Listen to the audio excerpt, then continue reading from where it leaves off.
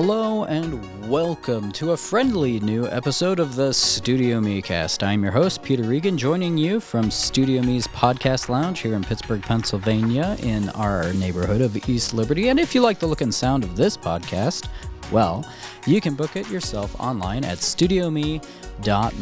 It's never been easier to make a podcast, so come on down and start one with us. Don't forget, we also have opened The Meetup, our new fully automated location in Oakland here in Pittsburgh. Today, I have a special guest, someone who was on the show a little bit ago. Her name is Lydia Zagorski. Lydia started a crowdfunding campaign for a feature film last time that she was here, and we're having a follow-up episode with Lydia to see how things are going and to get an update on the project. So, without further ado, on with the show. Lydia, welcome back. Hi, Peter. Thanks for having me. Absolutely. So, when you were last here, you were promoting your film and the crowdfunding campaign that you were launching at the time. Why don't you tell us what's happened since then for those who don't know? Yeah, so early spring, I launched a Kickstarter campaign for my fantasy action adventure feature-length film. It's called Aromis. And Kickstarter, the most successful campaigns run 30 days, 31 days a month time. And so I ran the whole month's time, and it was my very first Kickstarter campaign, and we ended up raising just under $24,000. Wow. Yeah, it's pretty good for my first one. I didn't quite absolutely. realize it until I had a lot of people reaching out to me after. But Kickstarter, it's an all or nothing, and that's my promise to my backers. You know, either I get all the funding or, I can't make the film. And the funding amount, it was $46,000. It still is. It's the absolute bare minimum that I would need in order to make a fantasy action adventure feature-length film. So since then, I have regrouped and I made the decision to relaunch. And so I took a few months to build up some new things on social media and make some new connections. And I just relaunched yesterday. So you're relaunching your campaign. And how much did you say your goal is? It's $46,000. All right. And so when is your campaign? Excuse me. So what's the time frame for this relaunch? This one is going to be, I said it again, as the 31 days. So what are you doing this time that's different from last time to hopefully get that extra stretch there? Yeah, so last time, it was a pretty good learning experience. I did a lot of, printouts of flyers and QR codes, and I had talked to everyone I know, and I don't feel like maybe it was as effective. It went great. But this time, the past several months, I've actually spent building up my social media platform. And I feel like I've been able to just genuinely connect with a lot of like-minded people. So I'm keeping it more digital. Now, if $24,000 is a good chunk of change for independent filmmaking. Have you thought about maybe this Aromis project is something that you could do later and maybe do a smaller project in the interim? What makes you interested in doing Aromis at this time? I definitely have thought about that, Peter. It's ran through my mind so many times. I feel that the reason I'm really pushing for Aromis for my first major feature film is the story is so powerful. I feel like so many people can relate to it. I feel like it's going to inspire so many people. And I just, like, in my heart and soul, I can't let it go. I just feel so strongly about it. I just know that it's going to affect so many people. And so I'm just going to keep pushing for it. Now, that's not to say I might not make, like, several short films, but, like, if this really kicks off this time, like, game on. Mm-hmm. Now, you talked about the story's so powerful, right? Since our last episode together, have you taken any time to do any rewrites or develop the story from where it was before? And if so, what does that look like? Yes.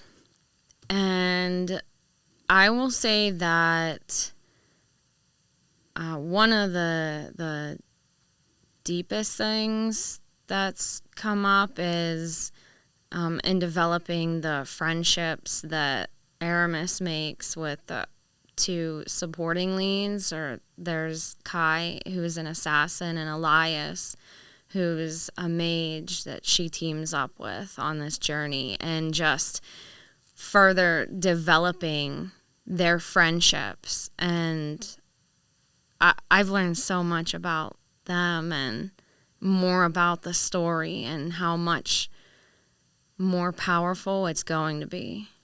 Now, you're based in Pittsburgh. For a fantasy film, often you need some fantastic backdrops and all that. Can you give people an idea of how you want to accomplish the vision for this film to go to another world and show these other places? Are they in Pennsylvania? Are you looking at traveling a bit more for it? Are you looking at green screening stuff? Do you have that kind of thing figured out of where this world is going to take place? Yeah. So Pennsylvania, there's so many different landscapes, and I feel like we can shoot it in the Pittsburgh area, in Pennsylvania. I mean, possibly Ohio. There, like, someone who's been more like a mentor to me has suggested, there's some areas in Ohio, but I really feel like we can accomplish this here, and it's going to be more cost efficient and effective. And if we add some layers of VFX or some just minimal green screen, it's going to be perfect.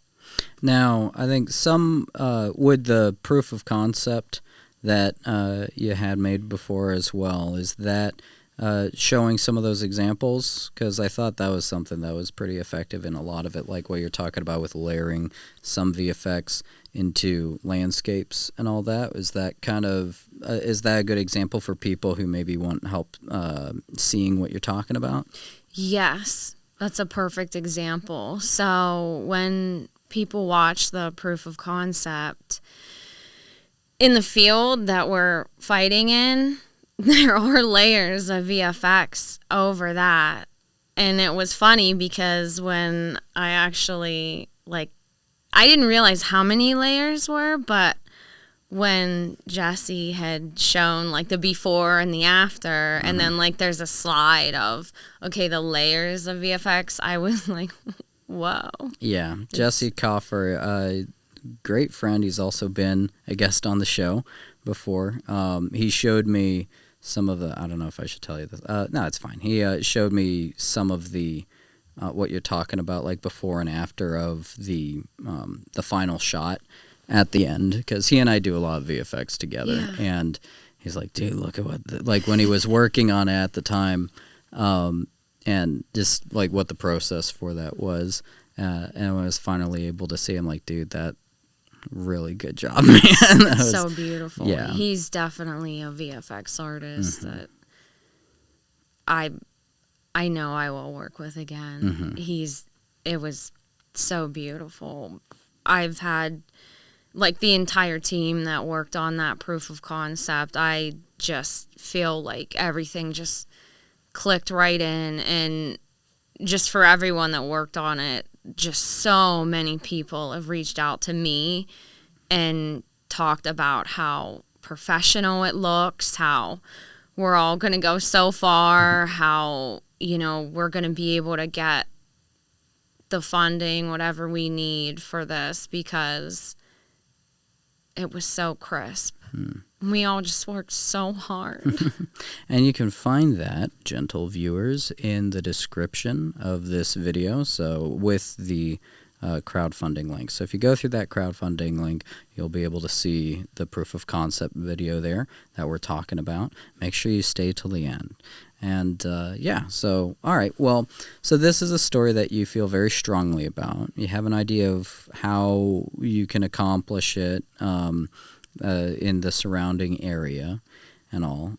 What's been, now you raised a bunch of money your first run. All right, but didn't go the distance that you wanted it to.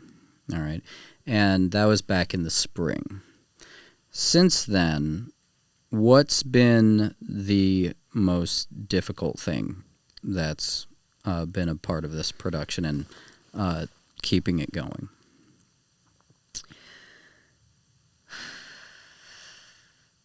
I think, honestly, the most difficult thing would be keeping the faith, keeping the mentality, like, I'm going to get after it and it's going to happen. I've had so many naysayers, and, sometimes people unknowingly might say things that are a lot more painful than they realize, and it's just kind of shedding that which no longer serves me, and embracing new strengths, and kind of callousing over and becoming stronger, so that no matter what anyone says, I know what I have is really special. I know what I have is going to impact so many people.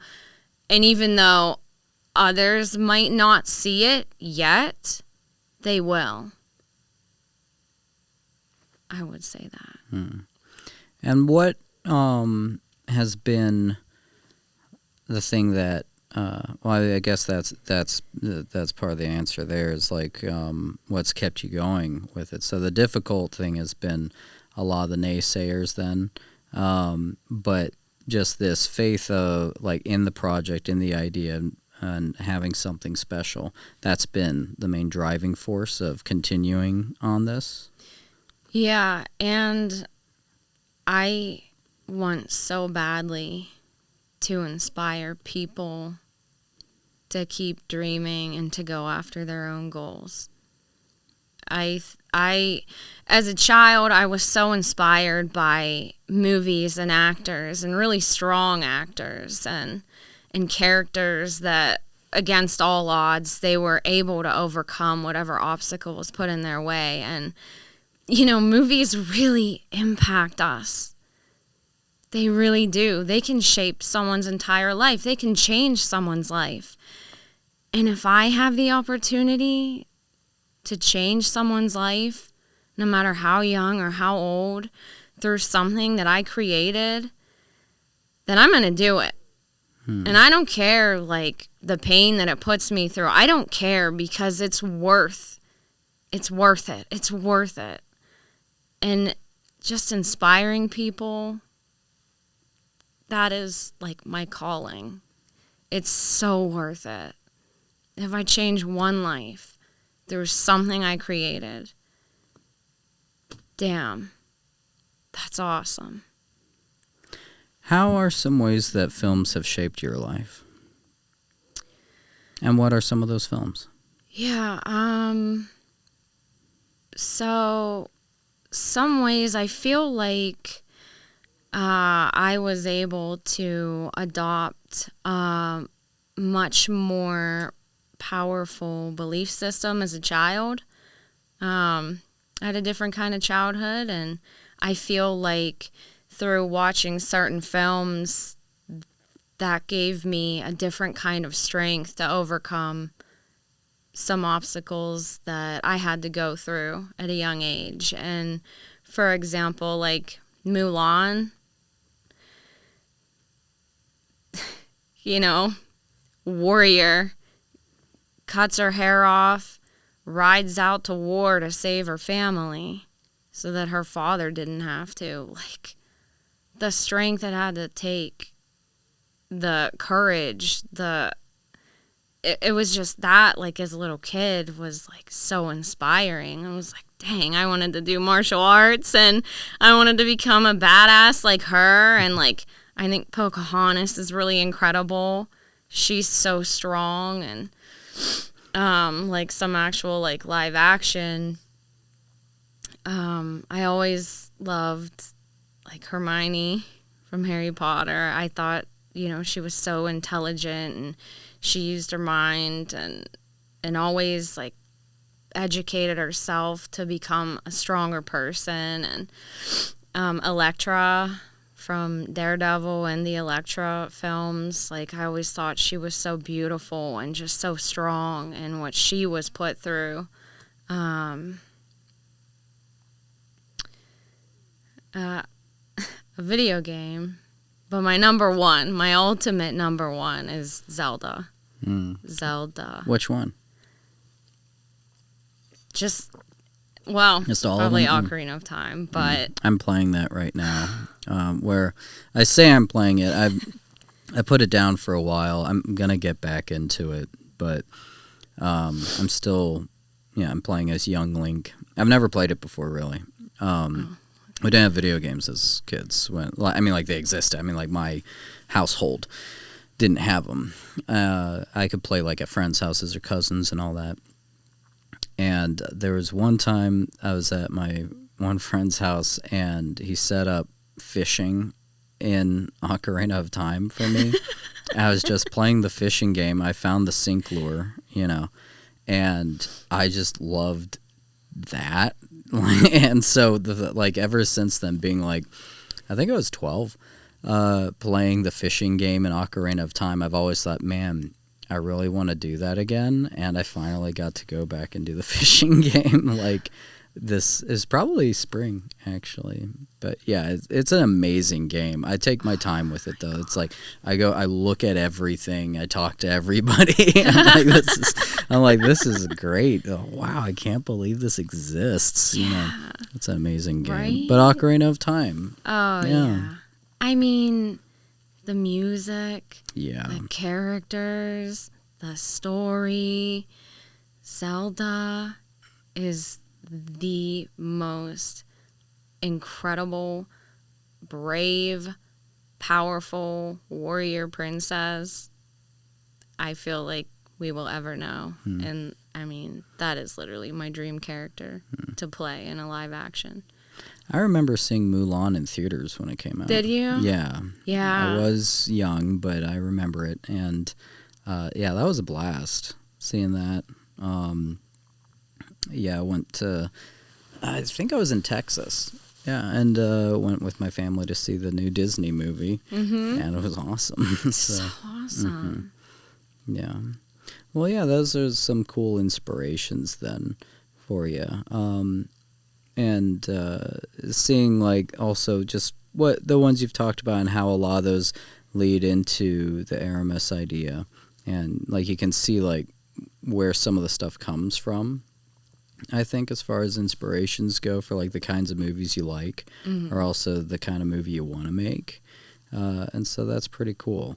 Now, what are some...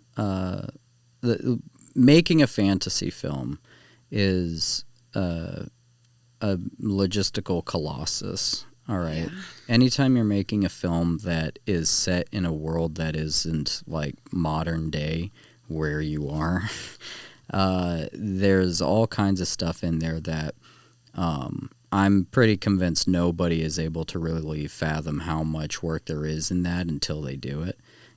What are some ways that you've been going about are there challenges that you've found working on this fantasy film that are different from other genres that you've worked in already?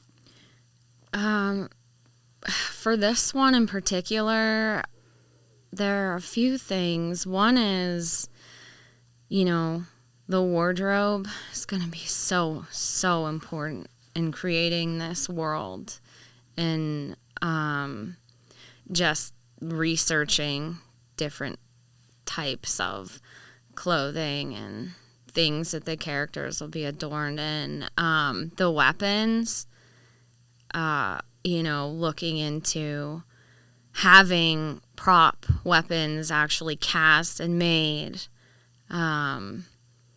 That's going to be, I've talked to a company. I already have, like, everything's set in place. I'm just waiting for that green light, which is that funding. And then another level is the VFX. It's going to play a big part in it.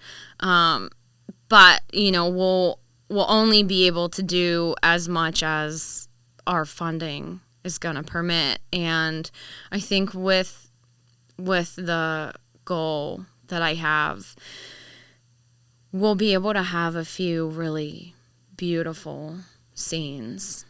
Just Now, this the funding for the budget, does that include like the entire film, or is this just production budget, or does it go into post-production as well for things like visual effects? Yeah, it's the entire thing. And this is so important, and I'm glad you asked that, because, you know, I've had some people that aren't as familiar with filmmaking and what it really takes to create a feature-length film, and they're like, $46,000, like, what are you thinking? And I've calculated everything, and this is literally, I know there's going to be a lot of people volunteering, and the majority of the budget is going into equipment rental and wardrobe and VFX. And that's it. You know what I mean? Like, this is like, an outsider looking in, $46,000 is a lot of money. In general, it is a lot of money. But then when you pull in a team of professionals and you look at making an entire 90-minute film, it's like, this is why you look at a feature film like in the big cinemas and they're like $100 million and up. And that's a lot of money. Yeah. Has dealing with a budget of that size been intimidating? Initially it was, and then once I kept breaking everything down and really looking at like the line items and really looking at the kind of crew that will be needed and the equipment and the wardrobe and, you know, paying to feed the crew and the cast and looking at the cast that's going to be needed. And initially it was intimidating, but now it's like, I mean, I have everything set in place. Everything is set up. Like, every dollar is spoken for. And it's going to be tight, but we're going to make a hell of a film. Now, if you're able to succeed with this crowdfunding campaign, and then after you get the film all done and everything, what are your ideas, hopes, aspirations for this film? Where would you like it to end up? Where do you want people to be able to see it? Is this a online release thing? Are you looking at having it be available on DVD somewhere, or have some other kind of distribution? What are your thoughts on that?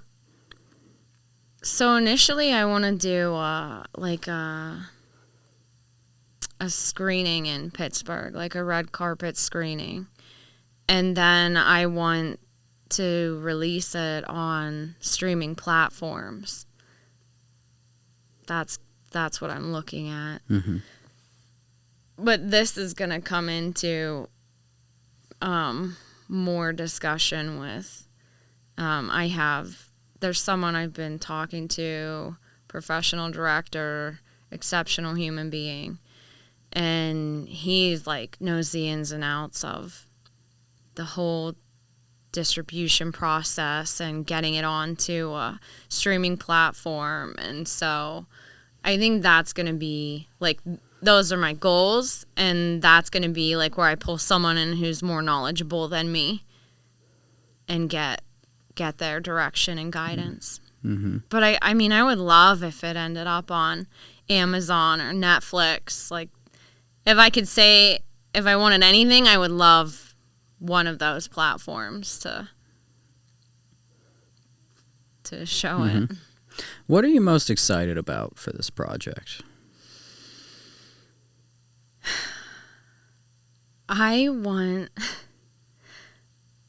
There's so many things I'm really excited about. It's so hard to pick just one. You can pick more than one. Let me take the question back and say, what are some things that you are excited about for this project? Okay, a few things.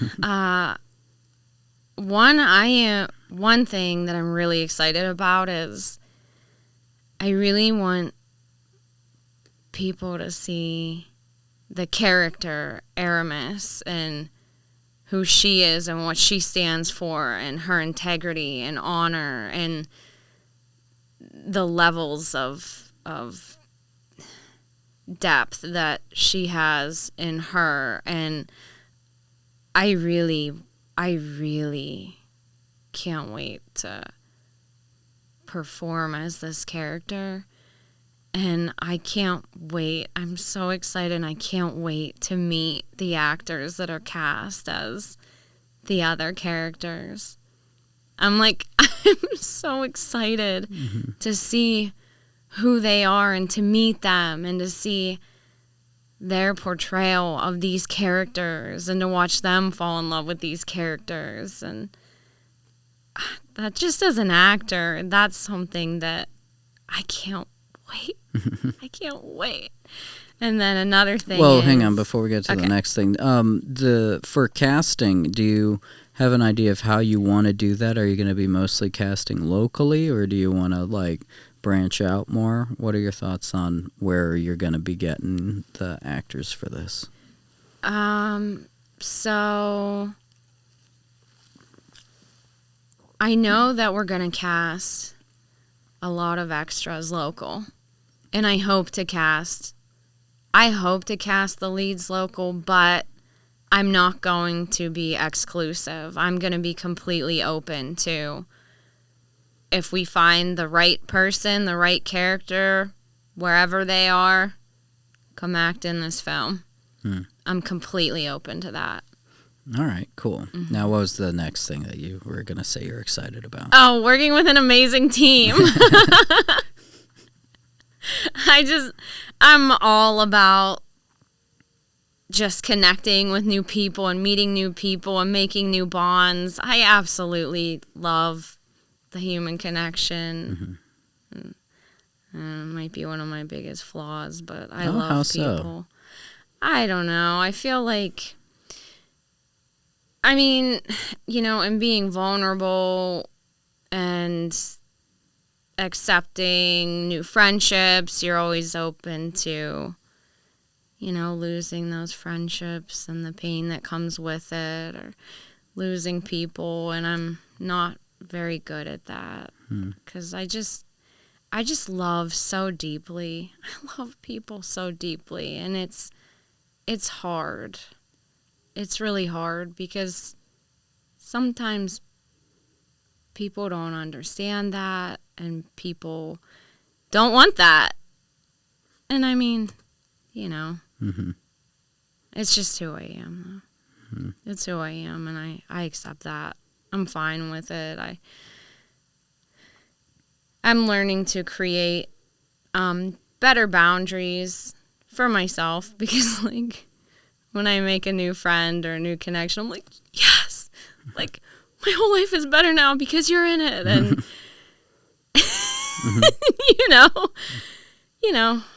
sometimes people just don't. Sometimes some people don't want deep connections. They just want what they want, and that's okay. They want more like surface level connections, which is fine. But yeah. Well, on the topic of weaknesses and strengths, what are some things that, are there ways that you've had to grow as a result of this project so far in order to meet it? Oh, Peter. Yes. So, when you do anything new, it's scary. And that alone, stepping into the unknown and stepping into that fear and facing that fear and continuing to walk through it until you push past that. When I launched the campaign the first time, it was very scary, and there were so many emotional highs and lows, and that was really difficult. But I mean, that's how you grow as a person. Well, let's go back to that for a second. When the first run for the raising funds for the film did not meet the goal, all right, what was your initial reaction to that? Like, did you see that coming at, like, was it slowing down up to there? Were you kind of ready for it? Was it a surprise? How did you feel? Well,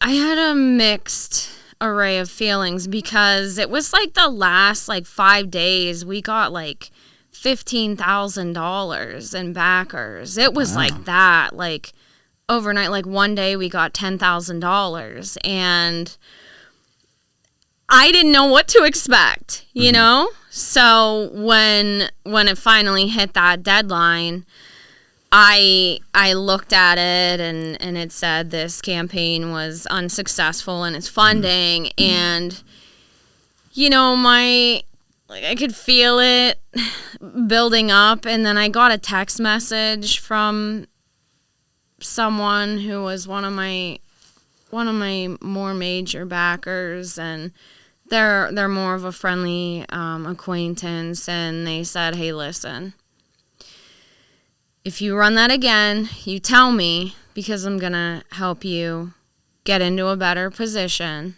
the next time." And just knowing that person, still believed in me, when, I can't let people down. Like, I have a core group of people that really believe in this, and they really believe in me, and that changes everything. I am not allowed to give up on this, and no matter how afraid I might be of leaving different levels of comfort zones, and no matter how much certain things I don't want to do, I have to just face it and walk through it and overcome it, because I know that I have people that believe in me, and that alone, that means the whole world. That means the whole world to me. So, if this next campaign that we're in right now, people check out the description below. If this meets its goal, what kind of timeline are you on for this project? When do you think you'd be able to start production? Is this a next spring thing? When are you thinking of starting to, when are you thinking of starting to roll cameras? So spring. Yeah, early spring. Very cool. And how long of a shooting schedule are you thinking? I'm hoping, and this is going to depend on the director and the producer and the whole team. But, and having this budget and doing it as cost effective, and knowing everyone's spending their time to make this happen, and I'm hoping 30 days. Okay. I mean, that sounds fair. Now, you talked about a lot of people involved would be volunteering for it and stuff, and that can make it really hard for people Yeah. to get there during a weekday, even if Yeah. they want to help. You know, Yeah. people have jobs. So are you mostly going to be shooting on weekends for this, or have you thought about that part of the scheduling? I've thought about it, and I think this is going to go into when I have fully solidified the team, we're all going to have to decide because, you know, this is going to be really involved, and it's going to depend on you know, if we're able to save some funding in certain places, or if I end up getting more sponsors and we could end up paying people. You know, it's kind of, this will be up in the air because I have had sponsors. Well, yeah, let's bring these back because they've been guests of the show before. Welcome back. And Welcome back. so yeah, for those for anyone who maybe hasn't seen the first episode, who's just flipping in now for this one, why don't you tell us a bit about these? How did you get doohickeys? better? You got better at that. I have stuff like this at home, but I was being really careful the first time. Yeah. Yeah, I have. Yeah. Well, yeah, I don't need to get into it. I have my own stuff. So, You have your own array of weapons. But yeah, the first time I was like, okay, don't break them, you know, or whatever. But not that these are easily breakable. They're quite sturdy, obviously. But, you know, you just try to be nice with people's stuff and not show off at their potential expense, you know. So as it goes, hang on, let me do a bit of a... Yeah. All right, that's the thumbnail. All right, so we got... That's awesome. Yeah, there we go. So, but yes, tell us a bit about these again. Yeah, not for my benefit, but for theirs, because I still remember. But go ahead. Yeah. So these are custom blades. I had the opportunity to co-design with an incredible blades designer, and these were sponsored for my film from a gentleman. His name's Aaron, and he runs one of the world's largest Wing Chun martial art weapons manufacturers in the world. And he has just been so incredibly supportive of me and this entire story. He was literally one of the first people that said if I ever did decide to make a film, he would support it and encourage me to, and so then that actually led into me making my proof of concept, and I asked him, I said, hey, you know, I'm interested in making custom blades for this lead character because, you know, she needs to have something that sets her apart from like other characters and other films. And he put me in connection with a gentleman named Jeff, and I got to co-design these with Jeff, and I couldn't be more grateful, and they're beautiful, and they turned out exceptional. It was the whole process. I think it took from start to finish like around 7 or 8 months. Oh, okay. So this is something that I did well ahead of launching the initial campaign. And so, yeah, I love all the curves, and yeah, they're just beautiful. And so in the film, so these are actually like metal.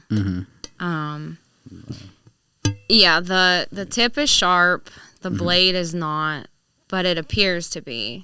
It's an intentional illusion. So obviously you can't use real weapons in the film, but these will be like the stand-in weapons, and then I've already talked to a FX company, and they'll do molds of these and cast them, and we'll do prop weapons, you know. Yeah, obviously. for different needs. Like if you've got a moment where it's like you really can't like hold this over someone's face, you know, that kind of thing. Yeah. Yeah, safety is definitely a top priority. But yeah, huge shout out to Aaron and Jeff. I mean, I'm like every day I look at these, every day I pick them up, I am reminded that I have an incredible amount of support. Yeah, it's cool to see like a lot of things that are recognizable from other types of weapons, like this being from a sai. It looks like that hook up there, and then the Bowie knife thing, and yeah, just it's a cool. It's got a neat unified look to it. It's unique. So, but yeah, and like I mean so in Wing Chun, and you know I'm a black belt martial artist in Wing Chun. I'm going on 15 years of experience now, and the last form in the Wing Chun system, the double blades, they're called the Ba Jum Do blades, and obviously being knowledgeable in a form that I've done for a long time, I wanted my character I want that to be conveyed through my character. So that like translates to these really well? Yes. Cool. And in the film, like a lot of the fighting is going to be Wing Chun. And I don't think this is something I really discussed a lot about. But, you know, within the film, Aromis has her master, her Sifu, her teacher. He's not present in the bulk of the film, but, you know, he was a Wing Chun practitioner, and he had taught her a lot of what she knew. And so, you know, he is a practitioner of Wing Chun, and then Aromis is. And then we branch off into, like, I want one of the characters to do Brazilian Jiu-Jitsu, and then I want just a different mixture of martial arts within the film, but the leading martial art will be Wing Chun. Very cool. Thank you. Yeah. All right, fantastic. So, let's see then. There's a whole lot of action in the film, and we've seen let me just stop that for a second. All right, so there's a lot of action in the film, in the script, and we've seen some action that you've done in other projects as well. Are there any projects that you've done up to this point, for those who are wondering, okay, well, what are the fight scenes going to look like? Are there any projects that you've done that like maybe we can have links to in the description below that you can tell us about? Yeah. So, and fun fact, I was actually just nominated for Best Fight Choreography. Oh, wonderful. In this past Pittsburgh's 48-hour film competition, which I'm so proud of. I'm so proud of that. It really feels good being recognized for something that you worked so hard on. But there are two films in particular that I would say. One is the proof of concept for Aromis, and then the second one is EO6, directed by Franklin Carpio. And both films are really good, really great examples of some choreography that I had partook in, and some stunts that I've done as an actor. Something that a lot of people actually have come up to me and said and have sent me like messages and emails about is, if you're going to do an action film, you have to make sure that your actors are trained in martial arts or stunts, and or it goes hand in hand, because if they're not, then they're not going to sell it. 'Cause we've all seen films that someone was cast and they're not actually a martial artist. And you're like, oh man, you know, maybe if they spent a little more time, you know, developing their skill, it would have been that much better. So, yeah, I'm doing it. Nice. Well, fantastic. Well, we'll have AO6, a link to that in the description below as well. A very different film from Aromis and what you're going for there, but you can see the proof of concept in the crowdfunding campaign link as well. And the gates are open, people. So if you want to promote this project, or like even if you're not donating, I'm sure that Lydia would appreciate the link being shared around if it's something that you'd like to see. So, but go ahead and check that out, everybody. And Lydia, I just want to say thanks again for coming by at the end of your campaign run. It'd be great to have you back again, for an update. And, best of luck with it. And thanks again for being my guest. Thanks so much, Peter. I had fun. Thank you for joining me for this latest episode of the StudioMEcast, and don't forget, if you like the look and sound of these podcasts, well, you can book the space yourself online at our website at StudioME.me. Don't forget our new location, The Meetup in Oakland. Just a reminder that all the cool kids are liking, sharing, subscribing, and doing all that wonderful social media growth stuff. Thank you for your time and attention, and don't forget to come on down for a free tour. Bye-bye.